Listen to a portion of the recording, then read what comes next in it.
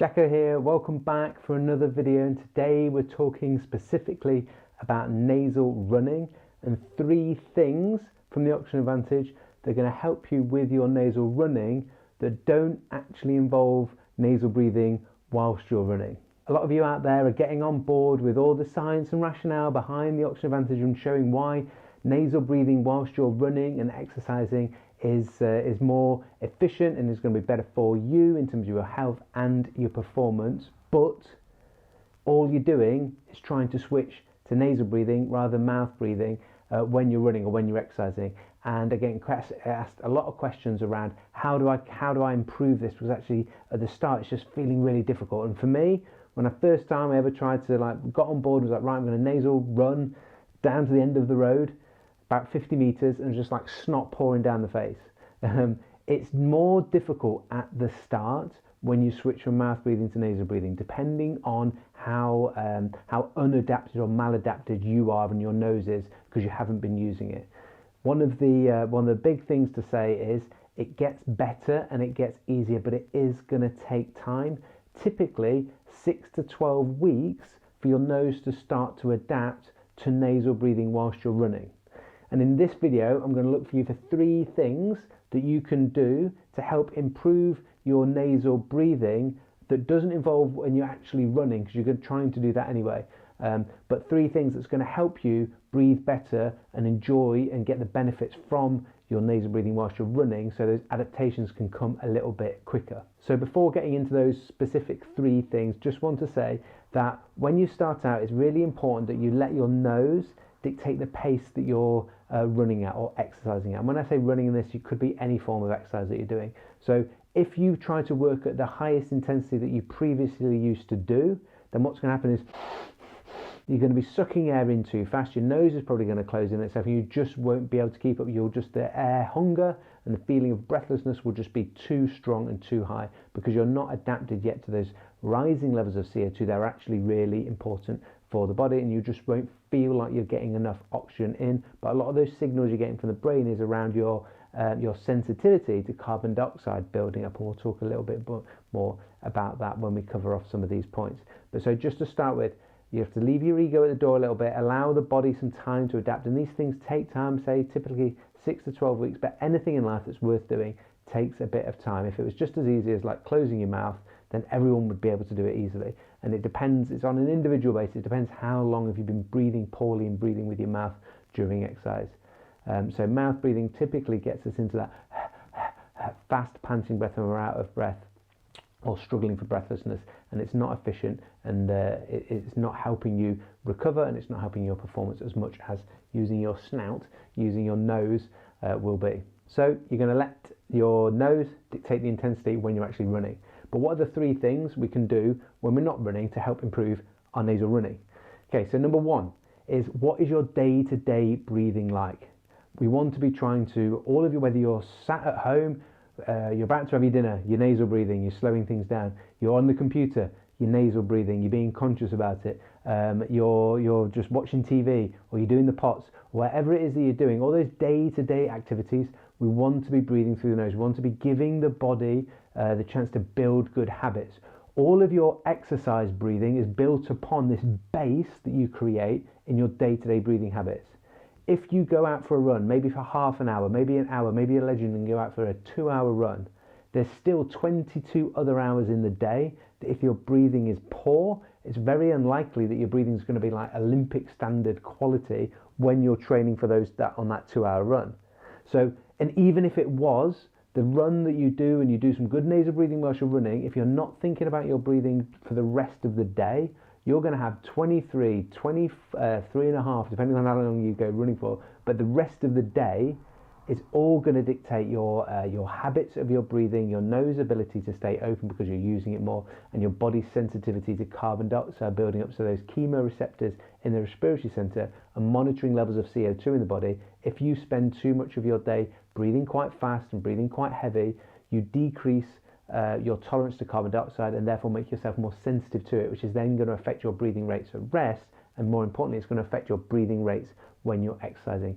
So really important to get your day-to-day breathing habits slowed down. The nose will help you do that, as you breathe in and out of the nose. The holes in the nose means that there's a little bit more resistance to our breathing. That's going to slow your breathing rates down, and that's a good thing. That's in a good way. So we want to be thinking about slower breathing rates, so less breaths per minute. We want to be thinking about lightening and slowing that breath and trying to make it a little bit quieter. So number one is your day-to-day breathing habits. Think about that. Think about changing your awareness to how are you breathing during those day-to-days. And in terms of all the benefits from nasal breathing, just in general, it builds up that big base that you're going to improve your exercise performance on top of that, or training, running, whatever exercise you do on top of that. I've got a video about all the benefits of nasal breathing, so I'll put a link in somewhere on one of these, and I'll make sure the link is in the description below as well, so that you can check out that video. Just go into a little bit more detail. But if you're already thinking about nasal running, you need to be thinking about nasal breathing during all of your other day-to-day activities. That then leads us nicely on to number two, numero duo, and your 24 hours in the day likely is, hopefully, you're getting a good night's sleep, and so you might be getting 8 hours of that is going to be whilst you're in bed. So ensuring that when you're asleep and you're not able to think about your breathing, that you're nasal breathing, because you might do some good breathing during the day, and that will hopefully impact your breathing at night. But if you're not breathing well at night and you're lying on your back, often that will be a position where the jaw will fall open because of gravity. And if you're snoring, and if you're mouth breathing during that time, if you wake up with a dry mouth, you're losing water out and moisture out of the mouth and dehydrating yourself. That's going to affect your sleep, and how you breathe when you sleep is then going to impact on how you breathe in your day-to-day activities the following day. How you breathe in your day-to-day activities is going to affect how you then exercise when you come to do your nasal running or your exercise that you're trying to do nasally. So what we tend to do, or what we try to do, is we take the mouth at night to ensure the mouth stays closed. Like sleeping on your side is going to be better than lying on your back, where you're more likely for the jaw to come open. And again, I've done a video all about this, about taping the mouth, the 3M micropore tape that you can use, or we have the specific tape from the Oxygen Advantage that actually doesn't go on the lips, it just goes around it and encourages the lips to stay closed, which is the myotape. So that's not actually taping your mouth, but it's encouraging nasal breathing at night. There's a video for that. Again, I'll put that video up here rather than going into more, if you want to check out more detail of that. But a really important aspect of it, if you're not breathing through your nose at night and you're not breathing calmly, because practicing like some light, calm, slower, lighter breathing, quiet breathing for 10 minutes before you go to bed to set that habit and that tone for your sleep is really important in ensuring that the mouth stays closed at night as well. And we can use tape to do that, and that is something that we do use. And then the third and the final, and one of my favorites, and will have a big impact, is breath holding. Now with breath holding, just making sure that you are of good health, you're not pregnant or have any serious underlying health conditions like high blood pressure, then you shouldn't be doing breath holding. But if you are of good health, then breath holding is completely safe and completely natural thing to do. And what it is great at doing is stimulating the body and creating some environments within the body to force adaptations to increasing our carbon dioxide tolerance, so becoming less sensitive to carbon dioxide. That's going to impact your ability to slow down your breathing and respiration rates when you're exercising, but equally it's going to also impact how your breathing is at rest and during your day-to-day activities and when you're sleeping. So this starts to circle round and they all join together and impact and affect each other. That increase in tolerance to carbon dioxide means you're able to, when you're holding the breath, we get this hypoxia, hypercapnic effect. So hypoxia is just a fancy word for low oxygen, and hypercapnic is a fancy word for high CO2. So we have this environment where the body is, you're holding the breath after a normal exhale with the Oxygen Advantage. So a normal breath in, normal breath out, pinch the nose. Again, I've done a whole video on this about breath holding and how to do it safely and effectively. And again, I'll put a link in on one of here somewhere for the breath holding video, and make sure it's in the description below. So when we do those breath holds after a normal exhale, we get this hypoxia and this hypercapnic effect, so low oxygen, high CO2. And that higher CO2 effect allows your body to get used to this effect of having more CO2 in the body, and the respiratory center in the brainstem, those chemoreceptors that are monitoring those levels of CO2, start to adapt to become less sensitive, more tolerable of carbon dioxide. Your body and your muscles get used to that increase in carbon dioxide and the H+ ions that go alongside that to increase your buffering capacity and your ability to deal with lactate, and therefore improving our lactic acid or lactate threshold. And alongside that, when we're starting to utilize breath holding work, we can see an improvement of up to 10% in some of the research has shown in our VO2 max, your intensity, your ability to work at maximal intensity, increased through the practice of breath holding. And that is literally doing 5 strong, challenging but not stressful breath holds per day after a normal exhale. Make sure you do check out that video that I said has got the more detail of them. But that is breath holding, is a way that your body is going to then improve its tolerance to carbon dioxide. And then we also get this response if we can make these breath holds 30 seconds or more and when they're challenging, then we start to see the spleen contraction to release more red blood cells into the bloodstream. So we start to change the sort of chemistry, the biochemistry of and the oxygen carrying capacity of our blood.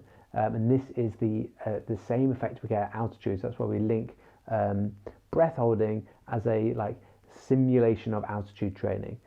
So it stimulates the same responses in the body, because when you're at altitude we have less oxygen and more carbon dioxide as we're breathing, and we can create that same environment but at sea level, at home, just in your back garden or in your kitchen, by performing breath holds after an exhalation as per the oxygen advantage. And it's just 5 of those breath holds per day. They're great to be done in a warm-up before you actually go out training, because you're getting that spleen contraction to release more red blood cells, so you have more oxygen carrying capacity within the blood for when you're actually exercising and training. So it can be integrated into warm-ups. If you can do a few breath holds once per day, you'll soon see your ability to deal with breathlessness, because that's one thing psychologically you'll get better at that. But then on a chemistry level, like the biochemistry that's going on the inside, you become more efficient at utilizing oxygen, and you get better at being more tolerable and changing our sensitivity to carbon dioxide, because it's those elevated levels of carbon dioxide within the body allow a hemoglobin that is carrying oxygen within the blood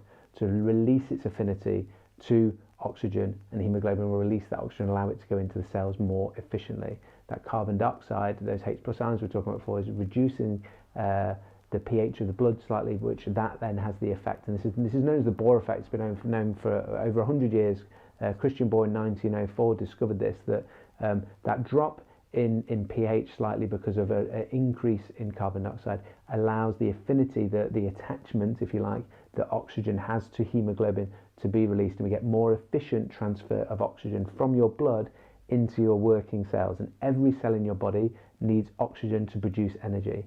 And so if you are able to tolerate slightly elevated levels of carbon dioxide, we have this more efficient transfer of oxygen into the cells. You therefore become less breathless, or you're able to work at a higher intensity. So that is where breath holding is really going to change what's going on within the body, and have you be more efficient with your breathing, utilizing oxygen more effectively. You combine that with, number 1, improving your day-to-day breathing habits through the nose. You then combine that also with the what was number 2, making sure that you're nasal breathing at night. And then you've got 3 killer things there to help you improve your nasal breathing whilst running, separate to nasal running. You're going to go and you've already bought into it if you're watching this video, that you're going to be trying to nasal breathe when you run. And then the final thing, just to remind ourselves, is that let your nose dictate the intensity of that nasal running when you are out actually running. Do those other 3 things. Think about your awareness of your nasal breathing during the day. Think about how you're going to make sure that you're nasal breathing at night by taping the mouth.